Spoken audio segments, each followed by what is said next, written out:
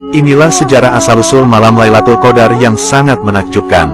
Pada malam Lailatul Qadar, dahulu Al-Quran diturunkan seluruhnya dari Lauhil Mahfuz ke langit dunia.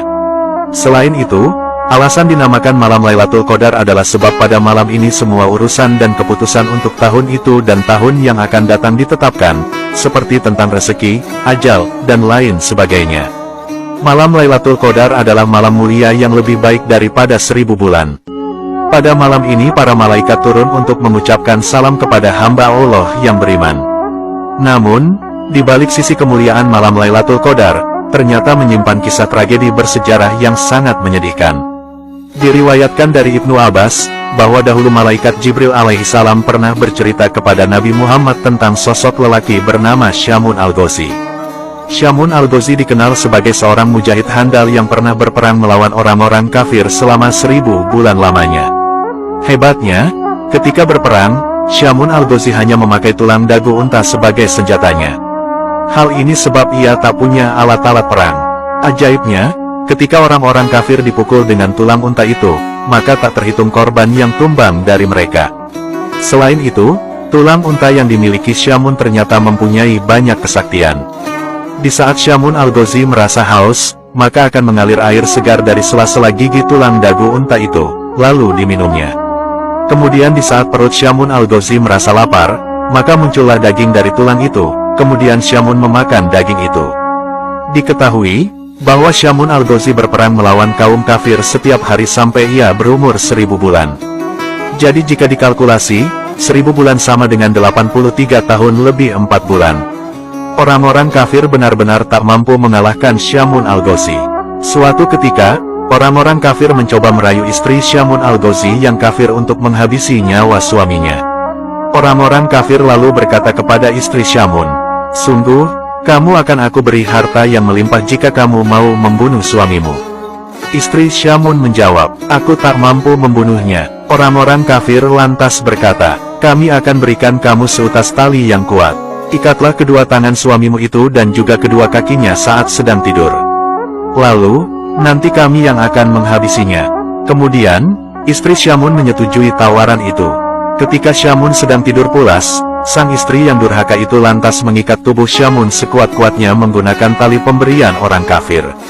Ketika Syamun terbangun dari tidurnya, ia pun terkaget dan bertanya kepada sang istri, "Siapakah yang mengikatku?" Sang istri menjawab, "Akulah yang mengikatmu hanya untuk menguji kekuatanmu." Atas kekuatan dan kekuasaan dari Allah Subhanahu wa Ta'ala, Syamun lantas dengan mudahnya mampu melepaskan tali-tali yang mengikat tubuhnya itu. Karena hal itu gagal, kemudian orang-orang kafir memberikan sebuah rantai lagi kepada istri Syamun untuk mengikat sang suami. Diharapkan semoga saja Syamun tak mampu melepaskan tali rantai itu. Namun aksi gila itu tetap gagal kembali, karena Syamun dengan mudahnya mampu melepaskan rantai yang kuat itu. Syamun al-Ghazi lantas berkata kepada sang istri, "Wahai istriku, aku ini seorang waliullah. Tidak ada satupun di dunia ini yang bakal mampu mengalahkanku kecuali rambutku ini." Dari jawaban itu, diketahui memang Syamun memiliki rambut yang panjang. Rambut itulah penyebab dirinya tidak bisa dikalahkan oleh musuh siapapun juga. Dari penuturan sang suami, akhirnya istri Syamun dapat tahu apa kelemahan suaminya. Kemudian, beraksilah istri Syamun ketika sang suami sedang tidur. Dia lalu memotong 8 utas rambut Syamun yang panjangnya sampai ke tanah. Istri Syamun lantas mengikat tangan dan kaki suaminya dengan masing-masing 4 utas rambut. Ketika Syamun al-Ghazi bangun, terkagetlah ia melihat tangan dan kakinya terikat. Ia berkata, "Siapa ini yang mengikatku?" Sang istri menjawab, "Aku yang mengikatmu untuk mengujimu." Kemudian, Syamun lantas meronta-ronta berusaha melepaskan tali rambut yang mengikatnya. Namun, usaha yang dilakukannya itu sia-sia. Syamun tak bisa melepaskan tali itu karena itu adalah rambutnya sendiri. Begitu durhakanya seorang istri yang memiliki sifat buruk kepada suaminya demi mengejar harta dunia.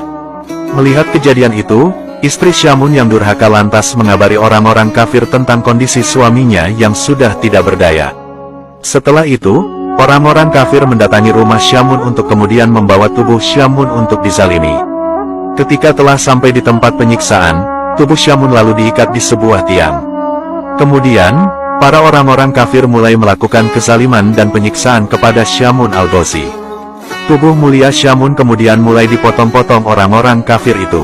Tidak hanya itu, mata Syamun juga dicongkeli, kedua bibir dan lidahnya juga dipotong sampai lepas. Menyedihkannya lagi, kedua tangan dan kedua kakinya juga dicopoti semuanya. Melihat nasib malang hambanya, Allah Subhanahu wa Ta'ala lantas memberikan pertolongan kepada Syamun. Allah Subhanahu wa Ta'ala berfirman, "Perlakuan apa yang kamu inginkan dariku terhadap mereka?" Syamun lantas menjawab, "Berilah hamba kekuatan, sehingga dapat kugerakkan tiang rumah ini hingga merobohi mereka." Allah Subhanahu wa Ta'ala lalu mengabulkan permohonan Syamun. Allah Subhanahu wa Ta'ala kemudian memberikan kekuatan dahsyat dalam tubuh Syamun. Ketika Syamun menggerakkan tubuhnya, maka seketika itu bangunan bergetar dan bergoncang dahsyat, atap-atap bangunan seketika rontok dan menimpa seluruh orang-orang jahat itu. Seluruh orang kafir yang tertimpa bangunan langsung binasa seketika termasuk istri Syamun yang durhaka. Kemudian, Allah Subhanahu wa Ta'ala mengembalikan anggota tubuh Syamun yang terpotong menjadi utuh kembali seperti sedia kala. Setelah peristiwa menakjubkan itu, Syamun al-Ghazi lantas masih hidup dan beribadah selama 1000 bulan lagi. Di setiap malam beliau selalu bangun dan mengerjakan sholat, sedangkan di siang harinya beliau selalu berpuasa. Begitulah aktivitas kehidupan sehari-hari Syamun al-Ghazi hingga akhir hidupnya. Syamun al-Ghazi wafat dan gugur setelah syahid saat berjuang di jalan Allah Subhanahu wa Ta'ala. Setelah mendengar kisah luar biasa itu, para sahabat Rasulullah lantas menangis haru dan ingin sekali seperti Syamun. Mereka lantas bertanya kepada Rasulullah, "Ya Rasulullah, apakah engkau tahu pahalanya?" Rasulullah menjawab, "Aku tidak tahu." Dari situlah Allah kemudian mengutus malaikat Jibril untuk turun dengan membawa surat Al-Qadar. Allah berfirman, "Wahai Muhammad, aku beri kamu beserta umatmu malam Lailatul Qadar, yang beribadah pada malam itu lebih utama daripada beribadah selama 1000 bulan.